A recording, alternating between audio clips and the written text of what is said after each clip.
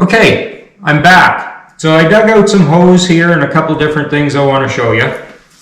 So I basically am using two different kinds of hose these days. On the race car, you're going to see a lot of braided stainless, which is this. And you can see at the end, there's the rubber inside. I don't know if the light's real good on that. And then the steel braid outside. That is, yeah, that'll be -8 hose right there.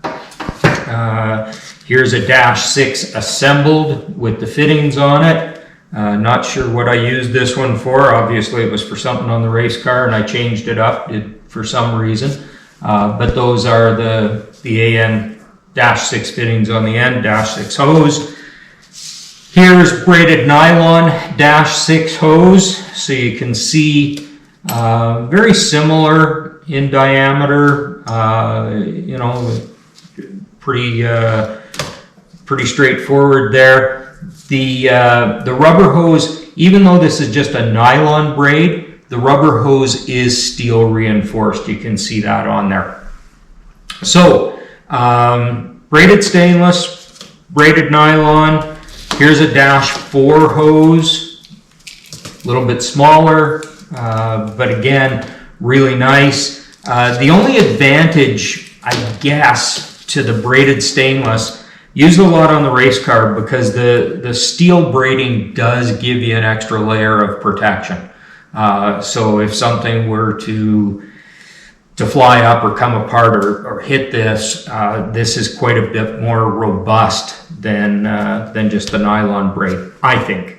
And I'm pretty sure, I'd have to check the NHRA rule book, but I'm pretty sure they prefer steel braid. So those are the two different types of hoses that I'm using right now. These are AN hoses. There are some other hoses on the market, push locks. So this is a push lock fitting here, and you can see how it's barbed. So push lock hose, which I don't know if I've seen it braided. It probably is available braided. I haven't seen it that way.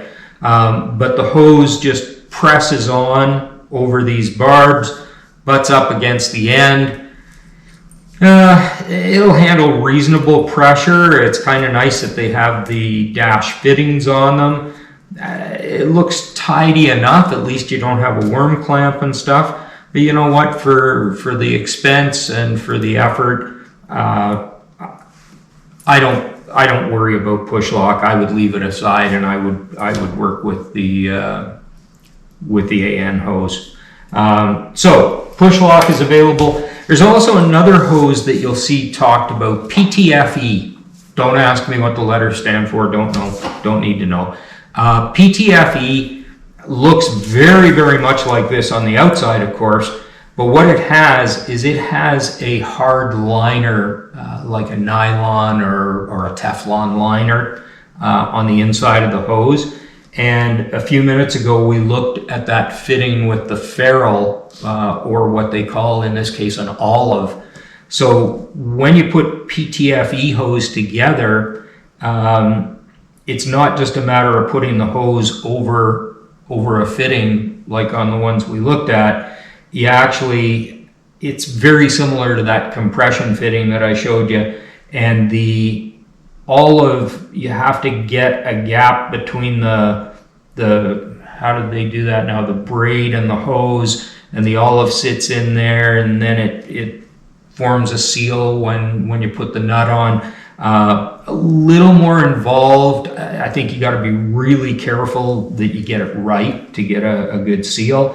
The advantage of PTFE with that hard liner in there, power steering pressures, brake pressures, that kind of stuff, that's where you're going to find PTFE hose. There's nothing I do on the race car or on motorcycles that I need PTFE for. With alcohol on the race car, would that line stuff last longer? It might last a little bit longer.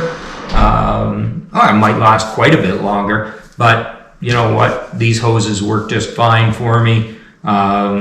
the methanol doesn't eat them or anything, so we're all good. So that's the hoses.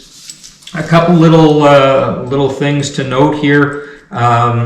Some of the separators and stuff you can get. These are kind of cool. So this will take a couple -6 hoses. Let me just undo that. So if you had a couple hoses running side by side and you wanted to tie them in together, you would put this on here, and this goes over, and then thread the bolt in. I'm just going to put that in finger tight, but you can get the idea. So now you'd have your 2 hoses running side by side, tied in nicely. I guess a guy could always come up with a way to mount this off of something. There are probably ones that do have a mount on them. But anyway, those are kind of tidy as well. Now I've been getting these from Lowbrow. I've been picking these up when they've had them on sale, and they're mainly for cables. But again, they have an Allen head in here, or a socket head, whatever you want to call that.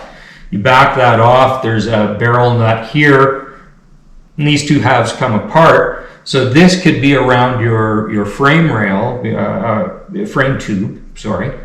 Thinking race car there for a second. So this could be on your frame tube, and here I haven't found one big enough for a -6 yet. I'm looking through the assortment that I have, and I'm thinking that maybe I can drill one of these out. I might give that a try. But certainly for -4 hose, and this is going to come in handy for my oil pressure line, for my oil pressure gauge. -4 hose is real close to that. So I think if a guy gets that in there and snugs that up, that's going to be just fine. So there are different things that you can use for holding your hose rather than having to use a nye tie and nye tie it to a frame tube or something like that. Certainly there are nice pieces available that will allow you to adapt that stuff. That's pretty much it for hoses. Pretty simple stuff.